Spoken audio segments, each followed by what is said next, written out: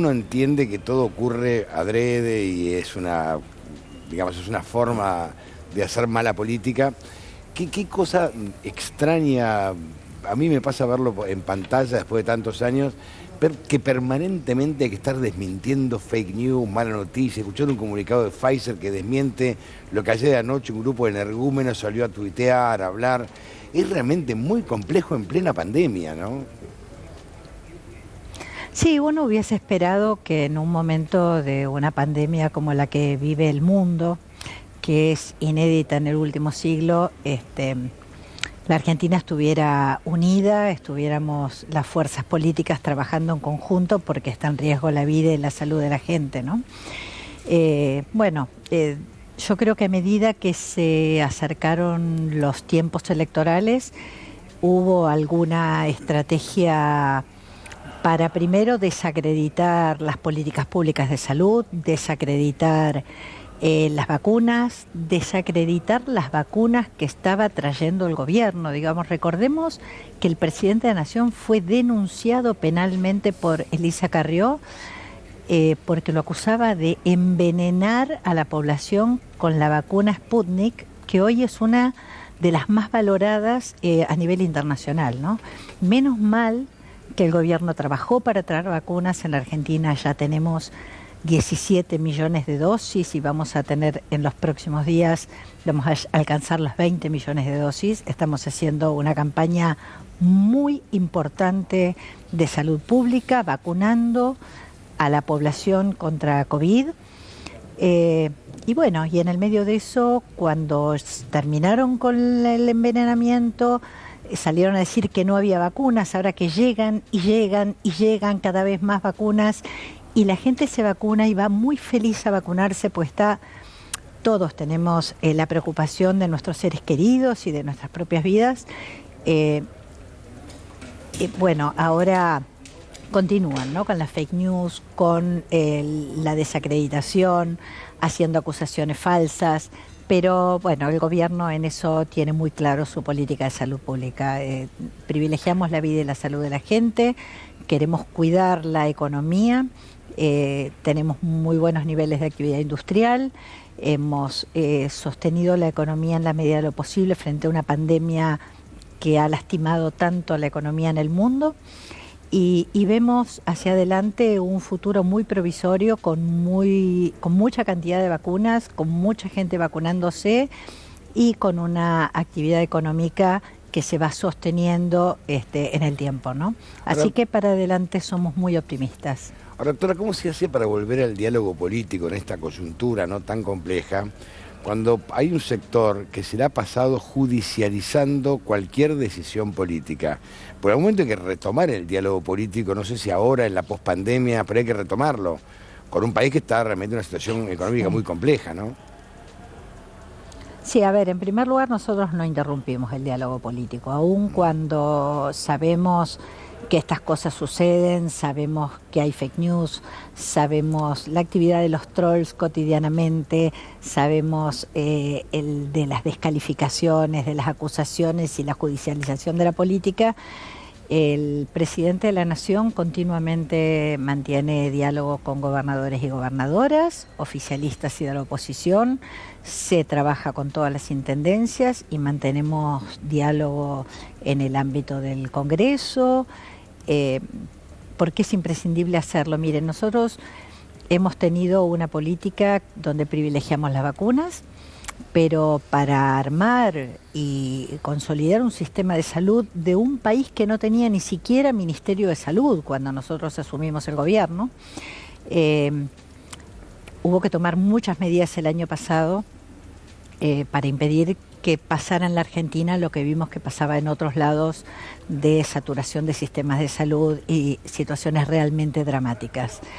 Eh, Se atravesó y en ese marco siempre necesitamos el diálogo político, ¿no?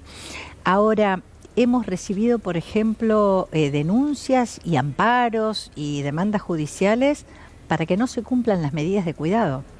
La presidenta del principal partido de oposición ha concurrido a la justicia para impedir que se aplicara la restricción de circulación nocturna, para impedir que se aplicara la restricción a las reuniones sociales en domicilios, para impedir que se aplicaran algunos cierres focalizados que se establecen precisamente para bajar tan alto nivel de contagios, que significa, primero, acercarse a la posibilidad de la saturación del sistema de salud y también a naturalizar una enorme cantidad de contagios que significa muchas muertes que lamentar. Nosotros no vamos a naturalizar esa cantidad de muertes, creemos que hay que bajar ese nivel de contagios. Ahora, nos hemos encontrado precisamente con una oposición que encuentra muy difícil plantear soluciones alternativas. Entonces lo que hace es judicializar, acusar, bueno, en muchos casos mentir, difamar, y nosotros tenemos que insistir con nuestra política, cuidar la vida y la salud, vacunar, gobernar, cuidar la economía, proteger los emprendimientos económicos. Es muy importante lo que se está haciendo con todos los lugares críticos más afectados por la pandemia, con el Repro, lo que se ha hecho con IFE, con ATP, con subsidios. Hemos mantenido Vilma, las tarifas, que si hubiésemos aplicado los cuadros tarifarios que estaban previstos por el macrismo, realmente estaríamos pagando cifras siderales. Digo, es un enorme esfuerzo que hacen argentinos y argentinas, y bueno, y es para defender precisamente un país que pueda tener adelante la luz de terminar con este proceso de pandemia y poder salir adelante y ponerse de pie, ¿no? Ibarra, ¿cómo le va? Agustina Rivas. Quiero preguntarle algo que me parece muy importante, teniendo en cuenta lo que usted acaba de decir, que estamos frente a un nuevo vencimiento de DNU en pocos días, y que está el proyecto sobre este semáforo epidemiológico con media sanción, pero trabado en la Cámara de Diputados, que es algo que le aporta herramientas al presidente, también a los gobernadores, para poder actuar en estos momentos críticos y justamente evitar todas estas judicializaciones de alguna manera. ¿Cuál es el camino que va a tomar el gobierno si este proyecto continúa de esta manera, congelado por la oposición en esta Cámara de Diputados? Si van a continuar con DNU, si han encontrado alguna otra herramienta, si buscan otra forma, tienen nuestra estrategia, o van a presentar un nuevo proyecto. A ver, dos cosas. En primer lugar, el proyecto que presentamos no es solo herramientas, porque es mucho más. Claro. Es plantear una previsibilidad. Es que todo el mundo sepa, de acuerdo al lugar donde vive, qué riesgo epidemiológico hay y por lo tanto qué medidas van a regir. Esto es muy importante para quienes trabajan en la industria, tienen sus comercios, para todas las personas que vivimos en un momento de pandemia. Es muy importante la previsibilidad. Entonces, saber que en mediano riesgo, en bajo riesgo, gobernadores y gobernadoras toman medidas, pero que ya sabemos por anticipado qué restricciones van a regir para no pasar a situaciones de alto riesgo. Y lo mismo en alto riesgo, qué medidas van a regir. Digo, esto otorga mucha previsibilidad para la actividad económica y para las familias. La verdad es que si esto no se trata, nosotros no podemos dejar a la Argentina sin marco normativo. O sea, no podemos hacer de cuenta que no hay pandemia, porque hay pandemia. Hoy hubo más de 35.000 casos. Tenemos hoy más de 500 y pico de personas que murieron, que tenemos que lamentar, y nosotros esta situación no podemos hacer de cuenta que nada sucede.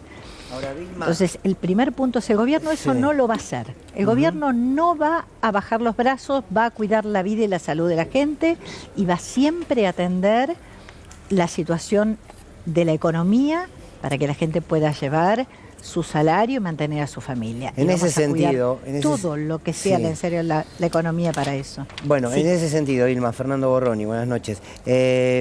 ¿Qué tal, se está pensando, por supuesto que está el Repro, pero es distinto. ¿Se está pensando en un nuevo IFE con otro formato que incluya a lo mejor, no sé si a tanta gente como en el primer año de la pandemia? ¿Se está trabajando en esto? Porque uno imagina que a lo mejor van a venir nuevas medidas. Estamos trabajando en muchas medidas. Estamos trabajando en muchas medidas y Y nunca dejamos de hacerlo, por otra parte, porque no solamente está la tarjeta alimentar, también se mejoró la UH, la UE, se ampliaron los repro, no solo en sus montos, sino además en sus alcances, incorporando nuevos espacios críticos, los más afectados por la pandemia. Y también seguimos evaluando todas las medidas. Eso lo ha hecho desde el año pasado el gobierno, desde el año pasado, con todas las dificultades que hay, sabiendo que recibimos un país que tenía 53% de inflación sin pandemia y se habían endeudado solo con el Fondo Monetario en 44.000 millones de dólares que no quedaron ni en puertos, ni en estructuras, ni en caminos, ni en rutas, que se fugaron. Sobre ese país lastimado cayó la pandemia. Ibarra, entonces, ¿qué tal? Nosotros renegociamos la deuda con los tenedores privados de bonos, seguimos trabajando con la renegociación con el Fondo Monetario y con el Club de París. La deuda del Fondo Monetario que irresponsablemente tomó el gobierno anterior, nosotros nos estamos haciendo cargo de esa renegociación. Con ese 53% de inflación sin pandemia, nosotros estamos tratando de gestionar con pandemia el mantenimiento y el apoyo a los sectores económicos y a las familias. Y hemos logrado que no se saturara el sistema de salud y hemos traído más de 17 millones de dosis hasta ahora, con una perspectiva muy importante de continuar recibiendo dosis de vacuna, porque nosotros siempre dijimos, nuestra política no es cerrar, nuestra política es vacunar.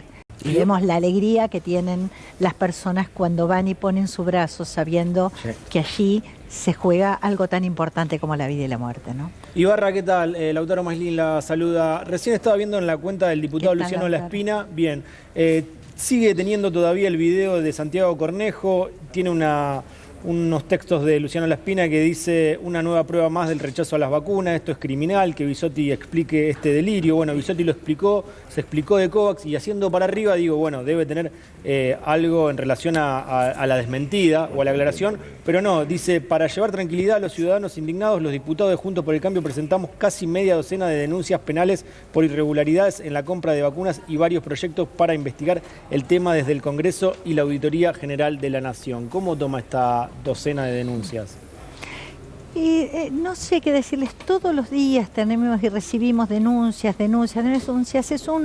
Es una oposición que en realidad no ha podido articular un proyecto, no ha podido articular propuestas, y lo que articula son descalificaciones, mentiras y denuncias. Entonces se hace muy difícil así en un momento tan dramático como es una pandemia.